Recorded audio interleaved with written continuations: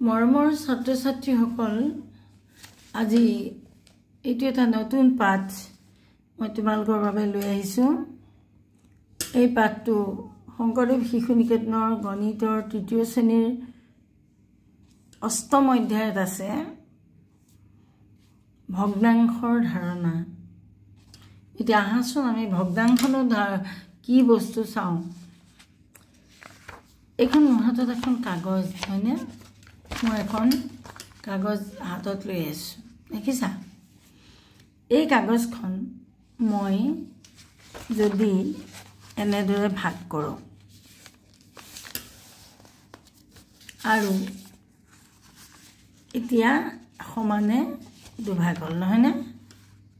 এই সমানে যে দুভাগ হ'ল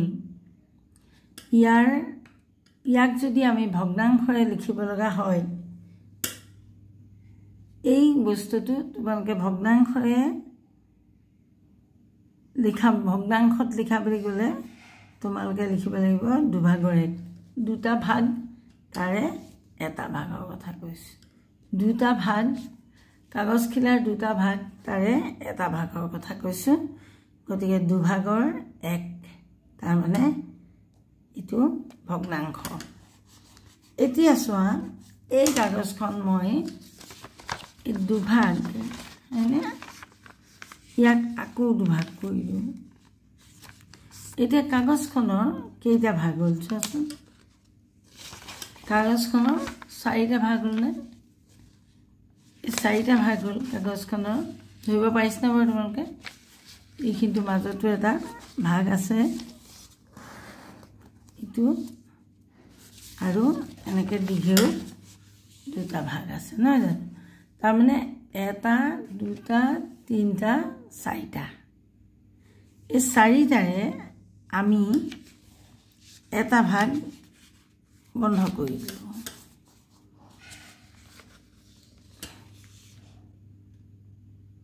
চাৰিটা ভাগৰ আমি এটা ভাগ যদি নাইকিয়া কৰি দিওঁ এতিয়া চোৱা এখন কাগজখনত দেখুৱাবলৈ অকণ অসুবিধা হৈছে চাৰিটা ভাগ তাৰে এটা ভাগ আমি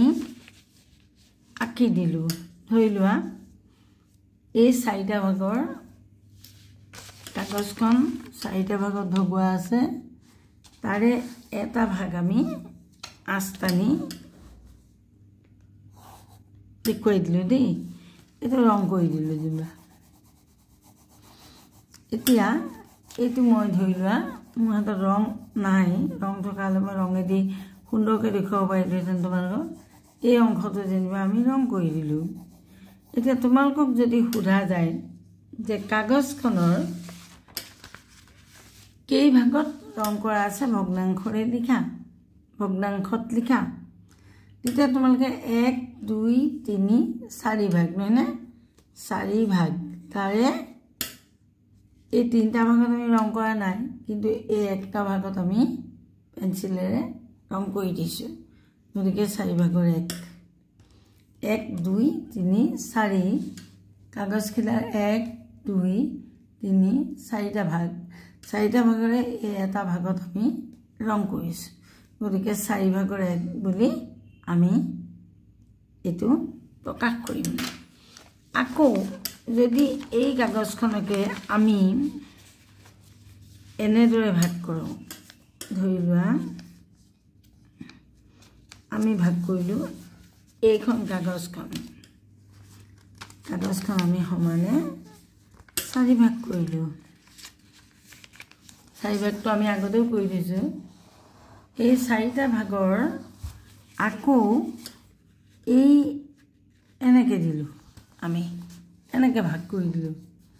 তাৰপিছত এনেকৈ যেতিয়া আমি ভাগ কৰি দিলোঁ তেতিয়া কিমানটা ভাগ হ'ল চোৱা গোটেই কাগজখন খোলাচোন তোমালোকে কেইটা ভাগ হ'ব চোৱা আমি কেইটা ভাগ পালোঁ 1 1 2 3 4 5 6 7 8টা ভাগ হয়নে আমি 8টা ভাগ পালোঁ এই 8টা ভাগৰ যদি আমি এভাগ নাইকিয়া কৰি দিওঁ বা এভাগত আমি ৰং সানি দিওঁ তেতিয়াহ'লে আমি 8 ভাগৰ এভাগ বুলি ক'লে আমি 8টা ভাগৰ এভাগক আমি ধৰি লোৱা ৰং সানি দিলোঁ এইটো এতিয়া তোমালোকক যদি সোধা যায় এই কাগজখন চোৱা আৰু চাই পেলাই এটা উচিত শুদ্ধ ভগ্নাংশত ইয়াক লিখা তেতিয়াহ'লে তোমালোকে কি কৰিবা সৰ্বমুঠ ভাগ কেইটা আছে 1 2 3 4 5 6 7 8টা হয় না এই 8টা ভাগ আছে তাৰে আমি এটা ভাগতে ৰং কৰিছোঁ গতিকে 8 ভাগৰ 1 এইটোৱে হ'ব শুদ্ধ ভগ্নাংশ বুজি পাইছানে বাৰু কথাটো এতিয়া তোমালোকে চোৱা আমাৰ বহীখনত মই আঁকি লৈছোঁ এটা বল আঁকিছোঁ বলটোৰ এটা সাইড মই এনেকৈ আস্তানি দিছোঁ আৰু এটা সাইড মই খোলা খালি ৰাখিছোঁ বলটোৰ এই বস্তুটোকে তুমি ভগ্নাংশত লিখিব লাগে তুমি কি বুলি লিখিবা দুভাগৰ এভাগ দুভাগৰ 1 আকৌ এইটো বল চোৱা 1 2 3 4 ভাগ কৰিছোঁ 4 ভাগ কৰিছোঁ বলটো এই 4 ভাগৰে আমি কেই ভাগত ৰং সানিছোঁ এভাগত গতিকে 4 ভাগৰ এভাগত ৰং সানিছোঁ মানে 4 ভাগৰ 1 হ'লনে ঠিক তেনেকৈ এইটো চোৱা 1 2 3 4 5 6 7 8টা ভাগ এই বলটো আকৌ 8টা ভাগত ভাগ কৰা আছে তাৰে আমি কি কৰিছোঁ দুটা ভাগত ৰং কৰিছোঁ 8 ভাগৰ দুটা ভাগত ৰং কৰিছোঁ এই 3 আৰু 4 দুটা ভাগত ৰং কৰিছোঁ গতিকে সৰ্বমুঠ ভাগ আছে কেইটা 8টা তাৰে দুটা ভাগত আমি ৰং কৰিছোঁ গতিকে 8 ভাগৰ 2 আমাৰ ভগ্নাংশ হ'ব এই বলটো চোৱা 1 2 3 ভাগত ভাগ কৰিছোঁ 3 ভাগত আমি ভাগ কৰিছোঁ তাৰে এটা ভাগত আমি ৰং কৰিছোঁ গতিকে 3 ভাগৰ 1 এনেদৰে তোমালোকে ভগ্নাংশৰ সহায়ত এটা চিত্ৰক তোমালোকে বৰ্ণনা কৰিব পাৰা ঠিক তেনেদৰে এডাল ৰছীডাল দীঘল কাৰণে মই এটা অংশ ইয়াৰ কৰি লৈছোঁ দেই এডাল ৰছী এই ৰছীডাল মই কি কৰিছোঁ এটা ফল্ড দিছোঁ চোৱা এটা ভাঁজ দিছোঁ দুটা ভাঁজ দিছোঁ তিনিটা দিছোঁ চাৰিটা দিছোঁ এইখিনিলৈকে ৰছীডাল আমি 4টা ভাগত ভগাইছোঁ আৰু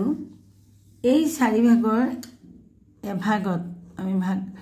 এইটো আমি দাগ এটা লগাই দিছোঁ ইয়াত আৰু বাকী ৰছীডাল আমি কেইটা ভাগত ভাগ কৰিছোঁ 1 2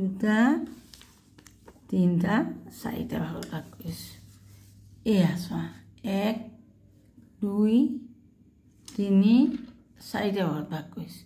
শেষৰ 4 নম্বৰ ভাগটোত আমি আঁচ দিছোঁ আৰু ৰং কৰিছোঁ তেনে ৰছীডালৰ কেইটা ভাগত ভাগ কৰা আছে এইটো ভগ্নাংশত কেনেকৈ কৰিবা তোমালোকে লিখিব লাগিব কি সৰ্বমুঠ ভাগটো কেইটা 1 2 3 4টা তলত তোমালোকে 4 লিখিবা আৰু ওপৰত তোমালোকে 4 ভাগৰ এভাগত ৰং কৰিছা গতিকে ওপৰত তোমালোকে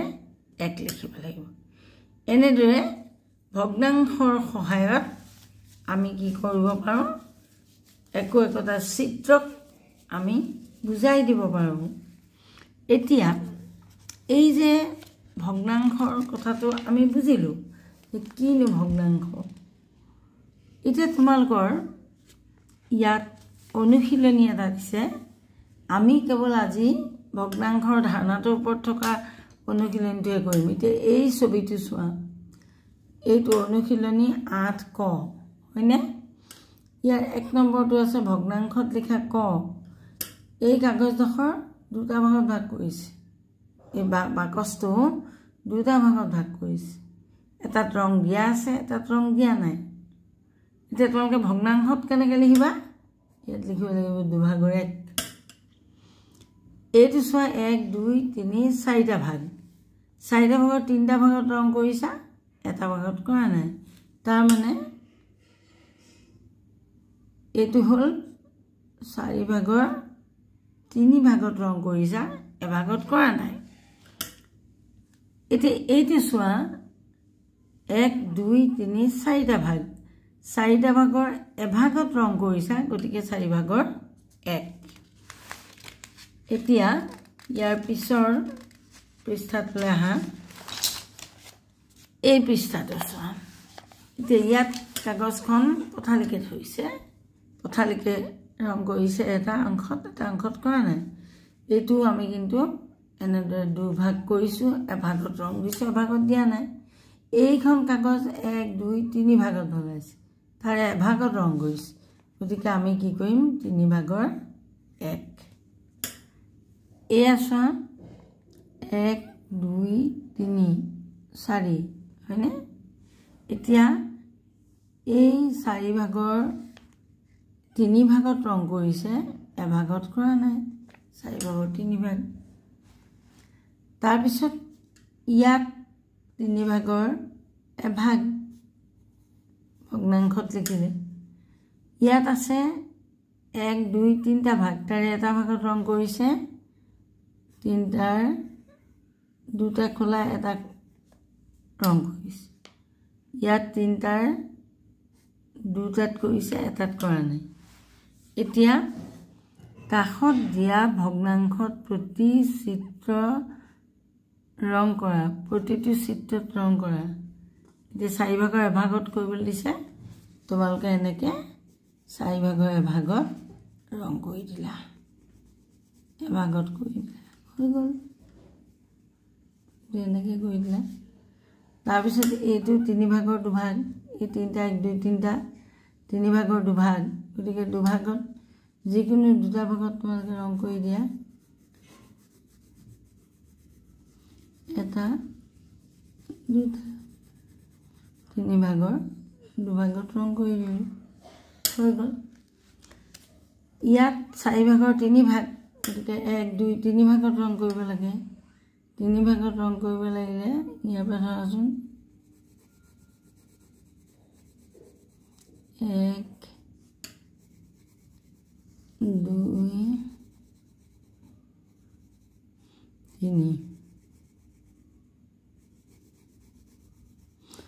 এই 4টা ভাগ আছে 1 2 3 4 4টা ভাগৰ 3টা ভাগত ৰং কৰিছোঁ ইয়াত 8 ভাগৰ 3 ভাগত কৰিব লাগে 1 2 3 গতিকে আমি কি কৰিম এনেকৈ ৰং কৰি দিম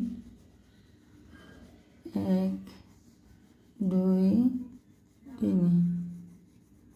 আৰু কেইটা থাকিলে 8 ভাগৰ 3 4 5 6 7 8 ভাগৰ 3 ভাগত ৰং কৰিলোঁ ইয়াত 6টা ভাগৰ 3টা ভাগত কৰিব লাগে 1 2 3 4 5 6 তেতিয়াহ'লে আমি কি কৰিম 6টাৰ 3টাত কৰিব লাগিলে এইটোত কৰিলোঁ এইটোত কৰিলোঁ এইটোত কৰিলোঁ এই 3টাত কৰি দিলোঁ 6টা ভাগৰ 3টা ভাগত হৈ গ'ল বুজি পাইছা নহয় কথাটো এতিয়া তোমালোকে চোৱা ভগ্নাংশত লিখা 7 ভাগৰ 3 7 ভাগত নেটো লিখি দেখুৱাই দিছে 8 ভাগৰ 5 8 ভাগৰ 5 বুলি কোৱা ল'লে 8টো তলত হ'ব 5টো ওপৰত হ'ব 6 ভাগৰ 2 6টো তলত হ'ব 2টো ওপৰত হ'ব 9 ভাগৰ 4 5 ভাগৰ 2 তাৰপিছত 10 ভাগৰ 4 ভাগ এনেকৈ ভগ্নাংশ লিখিব লাগিব এইখিনিলৈকে আজি থাকিলে ইয়াৰ পিছত আমি লব আৰু হৰকাকৈ ইয়াৰ পিছৰটো ভিডিঅ'ত পঢ়িম দেই হ'বনে বুজি পাইছানে যদি নাই পোৱা তেনলে তোমালোকে কমেন্ট বক্সত লিখিবা আজিলৈ ইমানতে এৰিছোঁ ধন্যবাদ।